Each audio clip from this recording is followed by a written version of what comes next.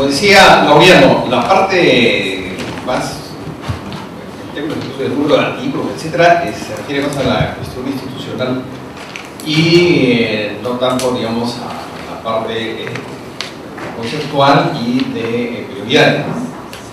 Entonces, la idea es la siguiente, la presentación esta. Depende mucho de cómo uno conciba qué cosa es el tema de seguridad alimentaria, ¿no? Para ver qué es lo que la ley va a mandar, ¿no? Entonces, la cuestión conceptual es muy importante, que cómo se definen los términos estos de seguridad alimentaria y qué implican, ¿no? Lo que yo he hecho acá es simplemente recordar, para comenzar, recordar la definición aprobada por la FAO en la cumbre mundial del año 96 con la presencia de más de un centenar de países, de los cuales el Perú, que suscriben por una definición que es la que estamos viendo ahí, ¿no? Entonces dice, hay seguridad alimentaria, existe seguridad alimentaria cuando, y además, fíjense que después es una definición en la cual han estado de acuerdo más de 100 países. Cada término pues, ha sido discutido y tiene un peso particular. Existe seguridad alimentaria cuando todas las personas, de la palabra todas las personas, tienen en todo momento acceso físico y económico a suficientes alimentos inocuos y nutritivos para satisfacer sus necesidades alimenticias y sus preferencias en cuanto a los alimentos a fin de llevar una vida activa y sana. O sea que hay varias dimensiones en esta definición de seguridad alimentaria. La siguiente, por favor. Una primera dimensión es la disponibilidad de alimentos. Y revisando cada una de las dimensiones vamos a ver precisamente que es una, digamos, es una ley multisectorial. Entonces, lo primero es disponibilidad de alimentos. La existencia de cantidades suficientes de alimentos de calidad adecuada suministrados a través de la producción del país o de importaciones, ¿no? La disponibilidad significa el país tiene la suficiente cantidad de alimentos para alimentar su población. ¿Cómo se logra eso? Ahí hay toda una discusión, ¿no es cierto?, sobre el papel del comercio internacional, sobre la necesidad de cuánto suficiente tiene que ser un país en la producción de alimentos, ¿no? Y además de calidad adecuada. Ese es otro asunto, toda la discusión que hay sobre la comida chatarra, sobre la inocuidad, sobre la agricultura orgánica, digamos, son temas que tienen que ser de alguna manera definidos. Igualmente, ya lo mencionó alguno, el tema del Tratado de Libre Comercio, los acuerdos de la Organización Mundial de Comercio, el tema de los subsidios de los países ricos a sus agricultores, ¿no? Eso tiene que ver con todo este problema de la disponibilidad de alimentos. Y entonces la ley, simplemente estamos viendo la primera dimensión, la ley exige posicionamiento de los gobiernos y del Estado respecto a una serie de temas, no solamente de tener alimentos, digamos, en el mercado, ¿no? Por eso, repito que es muy importante lo que decía Laureano, que la ley tiene que ser una ley marco, una ley que sienta la cancha. Esta es la cancha, porque hay tantas cosas que hay que definir posteriormente que lo primero que hay que definir es cuál es la cancha. Lo segundo es el acceso a alimentos, el acceso de las personas a los recursos adecuados para adquirir alimentos apropiados y una alimentación nutritiva. Y ahí estamos con todo el papel, digamos, de la pobreza, de los programas de lucha contra la pobreza. O sea, no se trata de tener todos los alimentos necesarios para la población, se necesita cómo accedo a esos alimentos. Y entonces está el tema de los programas sociales, pero también está todo el tema de la vialidad, es decir, los alimentos hay que distribuirlos, tienen que estar presentes en las regiones del país, ¿no? Entonces las regiones del país tienen que ser accesibles, de ida y de vuelta, ¿no? Porque también las zonas productoras de alimentos también tienen que hacer circular su propia producción. Entonces, el centro de acopio, etcétera, forma parte también de esta segunda dimensión, que es el acceso. La tercera parte de la siguiente, que es el uso, la utilización. No basta entonces tener los alimentos, acceder a los alimentos, sino también significa que al utilizarlos, al consumirlos, tienen que tener los efectos de una buena nutrición, ¿no? Y esto me parece elemental y obvio, pues no es ni tan elemental ni tan obvio. En primer lugar, hay una serie de circunstancias que tienen que estar presentes para la seguridad alimentaria y una buena alimentación. Por ejemplo, el acceso a agua potable. Se sabe que una alta proporción de los niños desnutridos son por una deficiente asimilación de los alimentos causada precisamente por males digestivos, estomacales que se deben al agua contaminadas, ¿no? Entonces, todo el tema de la educación, o sea, saber comer bien, esto también es una cosa que hay que enseñar. Los consumidores de alimentos están muy sometidos, por ejemplo, a una gran, digamos, ofensiva de publicidad sobre alimentos que no necesariamente son nutritivos e incluso tienen efectos negativos. Todo el problema de la obesidad, etcétera, etcétera. Entonces hay sobre el uso, cómo se usan los alimentos, y también que esto del uso, que lo que uno consuma tiene que ser, digamos, nutritivo, el conjunto de alimentos que uno tiene que uno acceder a la diferente variedad de alimentos, que tengan más proteínas, que tengan calorías, que tengan hierros y otros micronutrientes, etcétera, ¿no? Y entonces los mercados tienen que ser variados, ¿no? Eso también tiene que ver con este asunto del acceso a los alimentos. Y finalmente, por el tema de la estabilidad, es decir, que la provisión, el abastecimiento y el acceso no estén amenazados por interrupciones.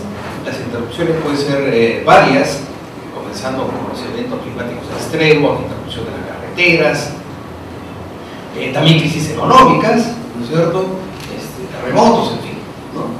Entonces, detrás de esto, como digo, hay toda una agenda inmensa, realmente es una agenda muy grande, ¿no? Y por esa razón uno no puede pasar tan fácilmente, digamos, de aprobar una ley sin tomar en consideración las diferentes dimensiones que implica este tema de la seguridad alimentaria. Y lo peor que podemos pensar es que la seguridad alimentaria en el país es un tema de pobreza extrema y que se resuelve con programas de asistencia alimentaria, ¿no es cierto? Pues es una parte, por supuesto, una parte importante, pero el tema de la seguridad alimentaria atañe al conjunto del país. Cuando se aprobó esta definición de seguridad alimentaria, Vía Campesina, que es una organización internacional campesina, criticó mucho el papel que estaba desempeñando en el sistema alimentario mundial, el papel de las transnacionales, de grandes oligopolios, y también las normas de la Organización Mundial de Comercio, que eran como la ley del embudo, ¿no es cierto? Mientras que los países más ricos podían continuar subsidiando a sus agriculturas, los países, digamos, en desarrollo no lo podían hacer, ¿no? Y entonces esto distorsionaba los precios en los mercados internacionales y ubicaba a los países en desarrollo en una situación de desventaja, ¿no? Y entonces estas normas internacionales, por consiguiente, eran normas que no aseguraban la seguridad alimentaria, y lo que había que reclamar es la soberanía. Los estados tienen que ser soberanos para decidir políticas de seguridad alimentaria, ¿no? Y es entonces que se define qué cosa es este concepto de soberanía alimentaria, y ahí está, ha tenido y sigue teniendo, digamos, algunas modificaciones y cambios, porque hay varias maneras de entender soberanía alimentaria, pero digamos, esta es una de las que más consensuadas, que es el derecho de cada pueblo a definir sus propias políticas y estrategias sustentables de producción, distribución y consumo de alimentos que garanticen el derecho a la alimentación de toda la población con base en la pequeña y mediana producción, respetando sus propias culturas y la diversidad de los modos campesinos, pesqueros e indígenas de producción agropecuaria, de comercialización y de gestión de los espacios rurales en los cuales la mujer desempeña un papel fundamental, ¿no? Al principio, cuando en el año 96 me parecía que había una contradicción insalvable entre los conceptos de soberanía alimentaria y seguridad alimentaria, y luego se han ido, sin embargo, digamos, de alguna manera acercando, y en el año 2012 en una reunión internacional, la FAO incorpora, digamos, el término de soberanía como un término que debe ser tomado en consideración, pero hay que acordarnos que el año 96, cuando se define tanto soberanía como seguridad alimentaria, todavía no estaba pues, la preocupación por el cambio climático, no estaba en la agenda todavía la competencia por el uso del suelo, el asunto, digamos, de la producción de biocombustibles, pero también del proceso de concentración de la propiedad del suelo que ha venido caracterizando, digamos, la dinámica en varios países después de la elevación de los precios del año 97, 98, etc. Tampoco había habido ese problema de la elevación de los precios en 97, 98 y la perspectiva de que esto va a seguir en adelante en la fuente de precios de alimentos. Tampoco había, no se había aquilatado qué significaba para la seguridad alimentaria el crecimiento demográfico y el crecimiento de los ingresos de países con mucha población como la China y la India, que están significando digamos, una gran presión sobre los recursos naturales. Tampoco se había vinculado con el problema de la seguridad alimentaria el tema de la energía cada vez más cara y la energía además cada vez contaminante. Entonces, varias de estas nuevos temas de la globalización que se han incorporado en la agenda internacional y también en las agendas nacionales todavía no estaban pues, el año 96. Entonces, estas definiciones tienen que ser definiciones también, digamos, revisadas.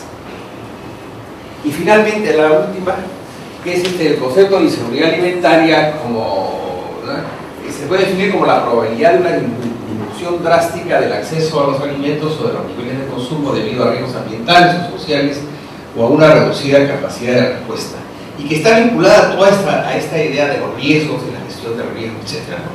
El año 2010 el Ministerio de la Mujer publicó en diciembre un informe sobre vulnerabilidad a la inseguridad alimentaria, tomando en consideración varios criterios, y llegó a la conclusión de que alrededor del 40 y tantos % de la población del Perú, ¿no es cierto?, estaría en riesgo de seguridad alimentaria, perdón, en riesgo de caer en inseguridad alimentaria, ya no razones porque son pobres, ¿no?, sino por otras varias razones que tienen que ser con el cambio climático, la pérdida de tierras, etcétera, etcétera, ¿no? Entonces este tema, introducir el concepto de inseguridad alimentaria también realza la importancia de este asunto de la seguridad alimentaria, y creo que amerita la preocupación por la cual estamos todos sentados acá, y amerita pedir que las cosas no vayan tan rápido, porque es necesario que una ley sea una buena ley.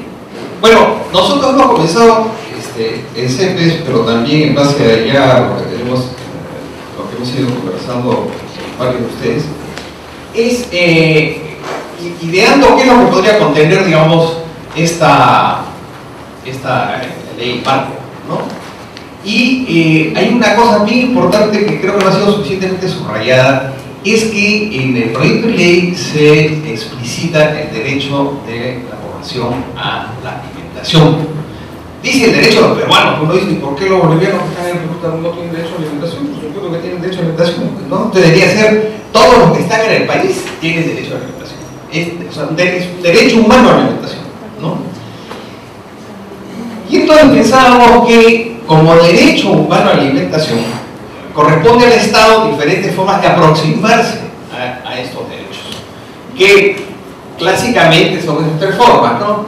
El respeto al derecho, la protección, o sea, ya una actitud más proactiva, y la realización, en la cual el Estado ya interviene más específicamente con políticas, inversiones, etc. O sea, son tres grados de intensidad, por así decirlo, de acercamiento del Estado al derecho. Y luego hemos puesto acá las diferentes dimensiones que acabo de relatarles, ¿no? Disponibilidad, acceso, utilización, estabilidad. Entonces, respecto de estas cuatro dimensiones, ¿qué es lo que el Estado debería hacer, ¿no es cierto?, ubicándonos en los diferentes casilleros de respeto, protección y realización, ¿no? Esto, por razones de tiempo y porque tomaría mucho tiempo, creo que no lo aplicaría ahora, pero todos lo tienen y quizás sea útil para el grupo de trabajo que después realicemos. Puede ser una idea interesante, digamos, ir llenando estos recuadros, ¿no? Ir llenando estos recuadros y así ir componiendo una suerte de propuesta de contenido de lo que podría ser una ley marco, ¿no? Un par de notas finales. El año 2007, si no me equivoco, Emilio Lombardi presentó un proyecto de ley de seguridad alimentaria. Habría que ver, no era mala, ¿no? Habría que ver, es un antecedente. Y les recomiendo, para los que no han accedido, no conocen el documento, el año 2002, ¿no? El Ministerio de Agricultura, en ese momento se hizo un informe bajo la dirección de Eduardo Segarra, que es teniente alcalde de ahora, que era en ese momento jefe de la información estadística, creo, del Ministerio de Agricultura. Él dirigió un informe muy interesante sobre el tema de seguridad alimentaria en el Perú y está en libre acceso por internet, ¿no? No sé cómo se llama el informe de seguridad alimentaria, Perú, Segarra, qué sé yo, y ahí les va a salir. Y creo que vale muy bien la pena, porque ese informe sirvió de base, y termina ese informe con una serie de recomendaciones, sirvió de base para la estrategia que se aprobó el año 2004 y que se supone que rige hasta el 2015, estrategia que por lo demás, digamos, se guardó en los cajones de todos los ministerios. Esa estrategia nunca se aplicó y va a tener una ardua tarea la Comisión Intersectorial del Ejecutivo, que su primera tarea es la evaluación de la aplicación de la estrategia de seguridad alimentaria, digo porque no se aplicó, ¿no? Entonces podría ser una página. Es una forma de ahorrarse el trabajo. Bueno, eso es lo que tenía por decir. Muchas gracias.